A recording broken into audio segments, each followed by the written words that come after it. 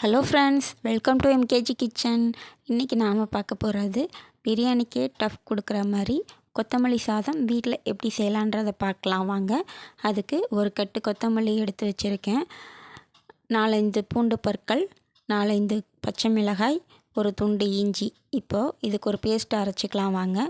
அதுக்கு ஒரு மிக்ஸி ஜாரில் நாம் எடுத்து வச்ச பூண்டு, இஞ்சி, பச்சை மிளகாய், கொத்தமல்லி இலை இதை எல்லாத்தையும் சேர்த்து நல்லா பேஸ்ட்டாக அரைச்சி எடுத்துக்கலாம். இந்த மாதிரி நைஸாக அரைச்சி எடுத்துக்கோங்க வாங்க. இப்போ எப்படி செய்யலான்றதை பார்க்கலாம். குக்கரை வச்சுக்கலாம். குக்கர் காஞ்சதுக்கப்புறமா அதில் கொஞ்சம் எண்ணெய் விட்டுக்கலாம். எண்ணெய் சூடாயிடுச்சு. இப்போ இதில் நான் ஒரு கப் வேர்க்கடலை சேர்த்துருக்கேன். பச்சை வேர்க்கடலை இதிலே நல்லா வறுத்து எடுத்துக்கிடலாம். நீங்கள் வேர்க்கடலைக்கு பதிலாக முந்திரி பருப்பு கூட சேர்த்துக்கலாம். இப்போ இதிலேயே 2 ஸ்பூன் கடலைப்பருப்பு சேர்த்துக்கலாம். 1 ஸ்பூன் உளுந்தம்பருப்பு, ஒரு 2-3 காய்ந்த மிளகாய். இப்போ இது எல்லாத்தையும் எண்ணெயிலேயே நல்லா பொரித்து எடுத்துக்கலாம். இது கூடவே ஒரே ஒரு வெங்காயம் நீல வாக்கில் கட் பண்ணி இதையும் சேர்த்து நல்லா வதக்கி எடுத்துக்கோங்க. இப்போ இது கூட நாம் அரைச்சி வச்ச கொத்தமல்லி பேஸ்ட்டை சேர்த்துக்கலாம். இதையும் இந்த நல்ல எண்ணெயிலேயே இதை வதக்கி எடுங்க. நல்ல எண்ணெய் திரிஞ்சு மேலே வருது பாருங்கள். இந்த மாதிரி நல்ல எண்ணெயில் வதக்கிக்கலாம். இதுக்கு தேவையான அளவு உப்பு கொஞ்சம் சேர்த்துக்கலாம். இப்போது கொஞ்சமாக தண்ணி சேர்த்துக்கலாம். இது கூட கொஞ்சமாக பெருங்காயத்தூள் இருந்தாலும் சேர்த்துக்கலாம். இது ஆப்ஷனல் தான், வேணும்னா போட்டுக்கோங்க.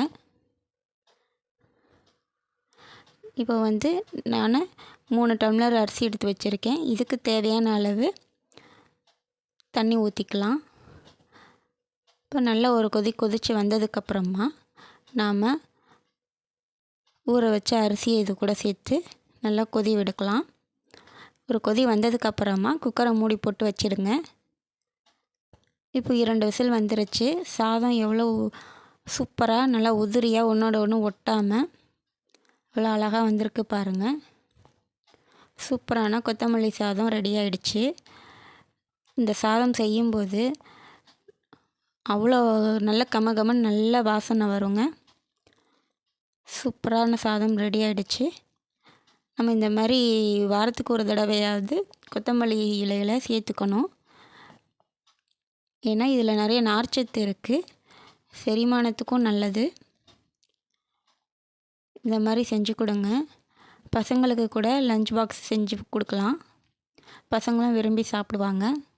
இப்போ இது கூட உருளைக்கிழங்கு வறுத்து வச்சு கூட சாப்பிடலாம். அப்படி இல்லைன்னா இந்த மாதிரி அப்பளம், நான் தக்காளி தொக்கு வச்சுருக்கேன், இதையும் சேர்த்து வச்சு சாப்பிட்டு பாருங்கள். அவ்வளோ சூப்பராக இருக்கும். சாப்பாடு எவ்வளோ அழகாக வந்திருக்கு பாருங்கள். நல்லா உதிரியாக வந்திருக்கு பாருங்கள் சாதம். அதே மாதிரி கொத்தமல்லியும் நல்ல சாதத்தோடு சேர்ந்து நல்லா ஒட்டி வந்திருக்கு. நாம் போட்ட பருப்பெல்லாம் சேர்த்து நமக்கு நல்ல ஒரு கூடுதல் சுவை கொடுக்கும். இப்போ இந்த மாதிரி ஸ்கூலுக்கு பசங்களுக்கு செஞ்சு கொடுக்கும்போது எல்லாம் சாப்பிட்டுட்டு டிஃபன் பாக்ஸ் காலியாக தாங்க வரும். இந்த மாதிரி நீங்கள் செஞ்சு பாருங்கள், நல்லாயிருக்கும். நீங்களும் இதே மாதிரி செஞ்சு பாருங்கள். தேங்க்ஸ் ஃபார் வாட்சிங்.